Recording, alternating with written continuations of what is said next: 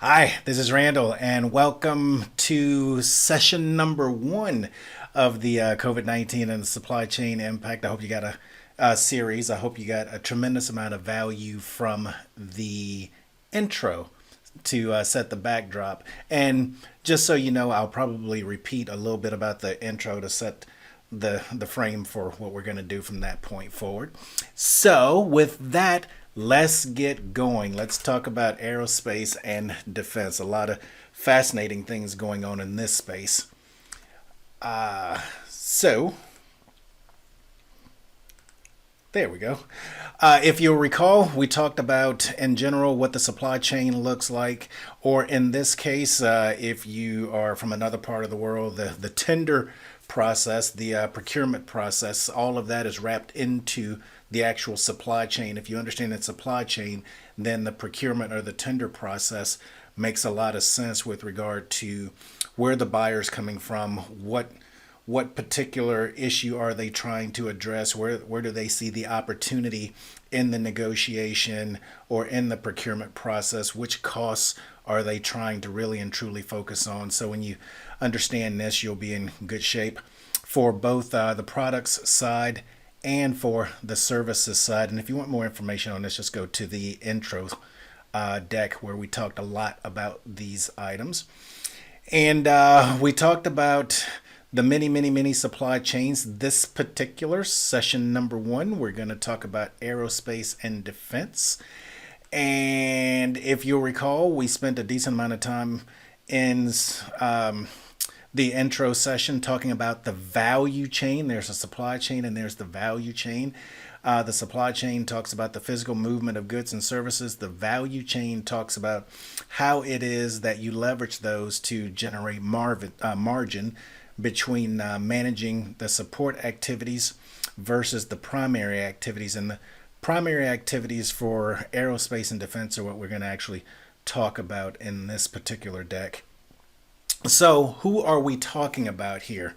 Well, this is the Fortune Global 500 companies.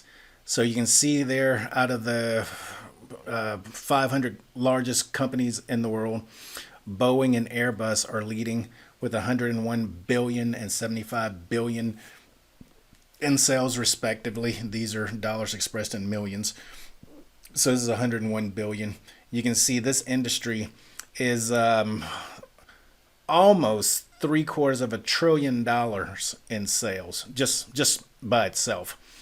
Profits over 43 billion in profits, over almost $1 trillion in assets, over 2.3 million employees, and this is the country of where they're primarily headquartered.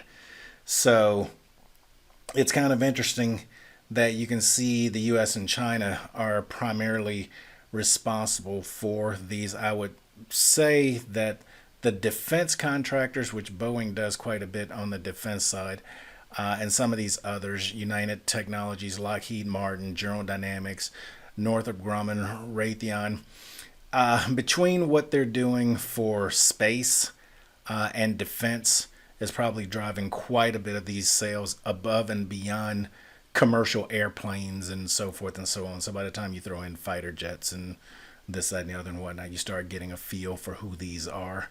Now let's talk about specifically what are some of the current trends. And in this case, I've got mixed in a little bit more about general trends around this industry, and then we can talk specifically about COVID-19 impacts. So on the defense business, with the exception of planning for, bio warfare, those kinds of things, the having PPE, personal protective equipment, and in their case, to another extreme, hazmat suits and radiation suits and all kinds of other things, in addition to fire retardant or Nomex fire retardant gear and all those other kinds of things. I don't know that the military more so is going to necessarily do anything more than it has already done, except there's some school of thought that says that if you were trying to have a bioterrorist attack, then using something like a coronavirus that affects the entire globe would probably fit in the category of something that you would use. I would speculate that all of the militaries around the world are doing some analysis on the impact of this particular virus on populations in general, how governments are responding, and just a whole host of different aspects that have come to light on this.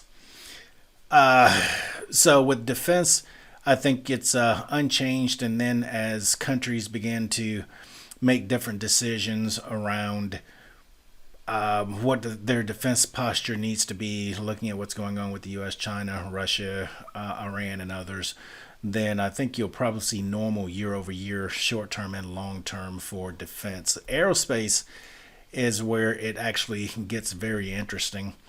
If you start looking at the impact of COVID-19 on aerospace for commercial planes, we can expect that there will be a continued reduction in demand for new planes, a reduction in demand for parts because there aren't that many planes flying.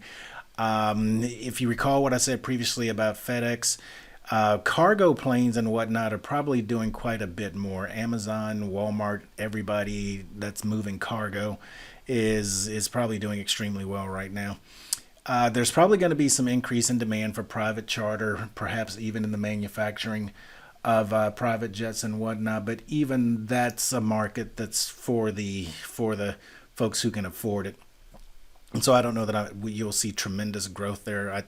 If you have a business that could actually support the making of private planes, Gulfstream, Lear, those types of companies, then there may be some opportunities there. I don't know that I'd necessarily position my company to go after that, but there could be some long-term benefit for private charter. I would anticipate supply-based rationalization. A number of their suppliers were probably on thin ice to start with, so I would expect that there's going to be some consolidation going on. Some of the big companies may have to absorb some of their suppliers if they can't afford to let them go under. They may have to bring that in-house. They may have to look at who they can pair them up with that might have a stronger balance sheet that they can potentially merge with, those kinds of things. So that's going to be interesting to watch that play out both in the short and long term. And there will be continued cost pressures, primarily resulting from the reduction in demand. Now, an interesting aspect of aerospace, especially in the short term, is if you look at folks like Raytheon getting into the PPE business, and I don't recall who it was. It might have been Boeing that got into the ventilator business and some of the others. There's been some diversification just based on the actual manufacturing capabilities of these types of companies. They have tremendous factories. They have tremendous skill sets. They have tremendous automation. They actually can configure their assembly lines and their manufacturing process to do quite a bit of things.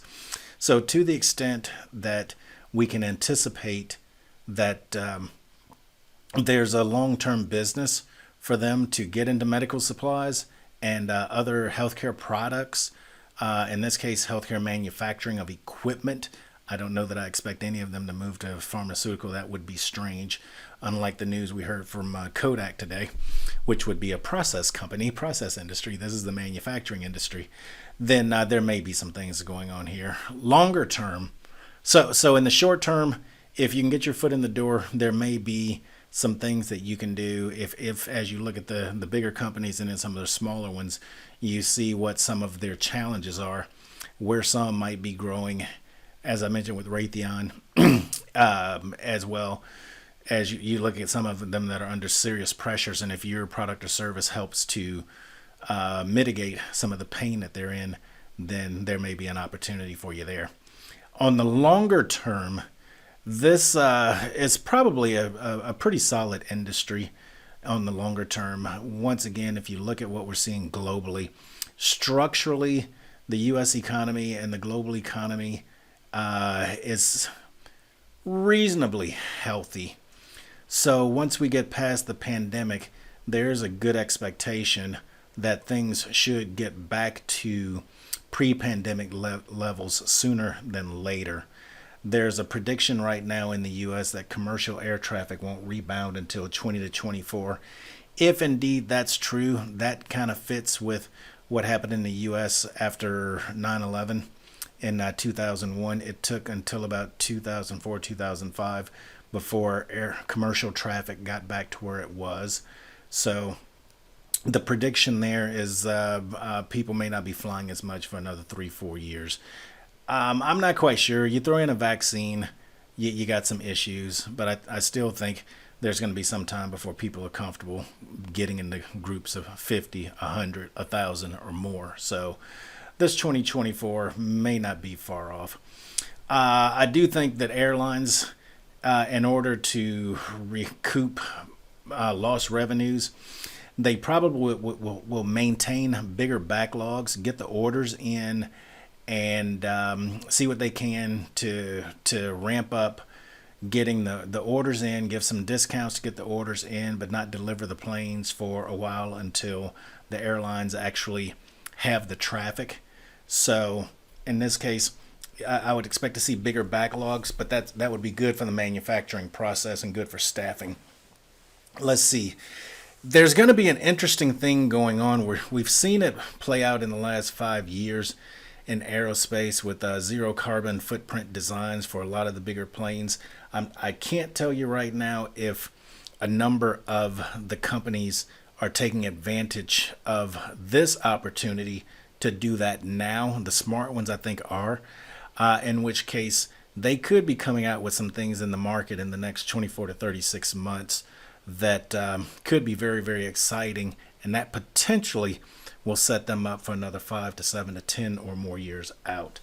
As you would expect, the automation, robots, anything that you can do to help with worker productivity, I think is definitely going to be in demand both in the short term and longer term. And I think we're going to see a very interesting shift resulting from COVID-19 for a number of these companies.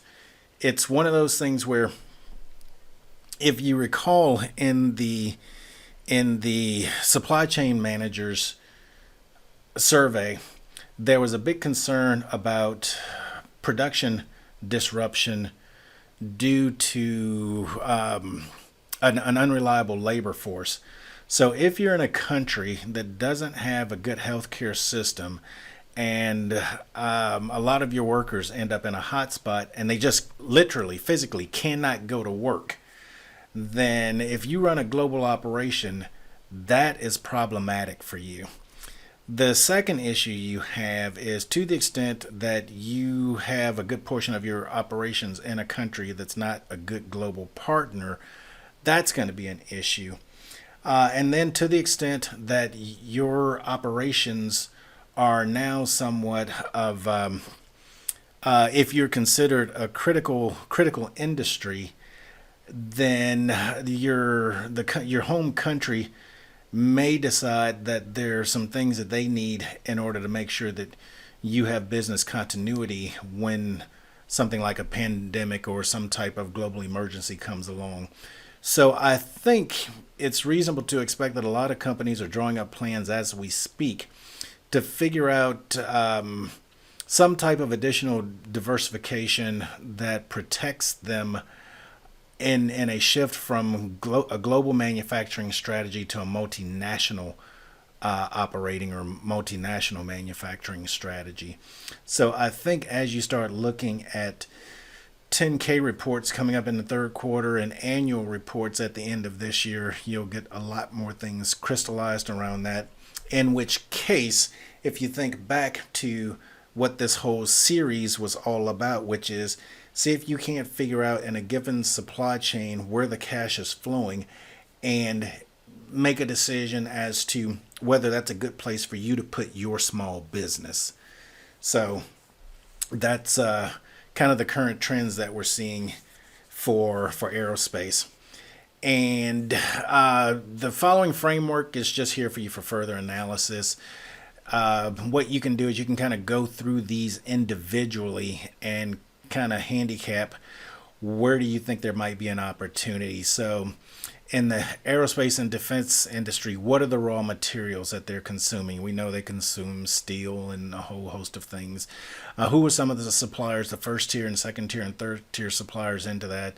Where's the manufacturing being done amongst their suppliers, and where's the manufacturing being done with for those companies that are on the Global 500 list? And in this case, a lot of them will go into warehousing and then assembly. And in this case, assembly and manufacturing means the same thing. Assembly for Boeing, manufacturing for Raytheon. Do they have a distributor? Does anything go out to a retailer? And ultimately, what happens with the consumer or customer, or in their shipping and warehousing or other kinds of things? So as you kind of look through this, you might say, you know what, I don't know that I can do anything with Boeing, but what are the raw materials? Maybe that's an industry that I can support. Or who supplies Boeing with fabric, with metal, with wires, with all those other kinds of things? What happens in their assembly or manufacturing process? How do they ultimately get these things? How do they distribute or do delivery to the actual end consumer, or I'm sorry, the end customer, like a United or a Delta or Air France or Lufthansa or Qantas or whomever, Air China that they might be using. And do I have something that helps with warehousing or can help them with their product or ordering system to either get more products, either on the back end, selling to customers on the front end and getting materials from suppliers, help them with their e-commerce? Where in this general supply chain might my business plug in? And if you think back to what we said about the value chain, what are going to be the activities of the staff that are in the defense or aerospace industry? What's going to be the demands on them, and what are some of the things that we can do to help them out? If you recall, what we saw was over 2.3 million people, and my crystal ball on this one, there may be a slight, if I see them moving more into healthcare as a result of COVID-19, I see an increase long term in their head counts.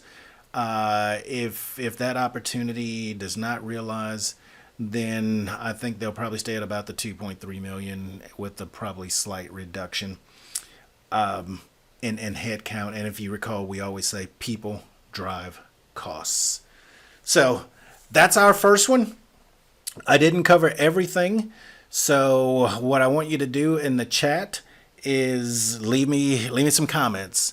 If you've got specific questions, if you've got additional insight, if you'd like me to spend more time on a particular thought, let's talk about it. That's why we're putting this out here. We're trying to give you a heads up of what's now and what's next. All right, so you can figure out what you can do with your business right now and where you can put it where the money's flowing, and then what's next, so that you are strategically positioned for the long term.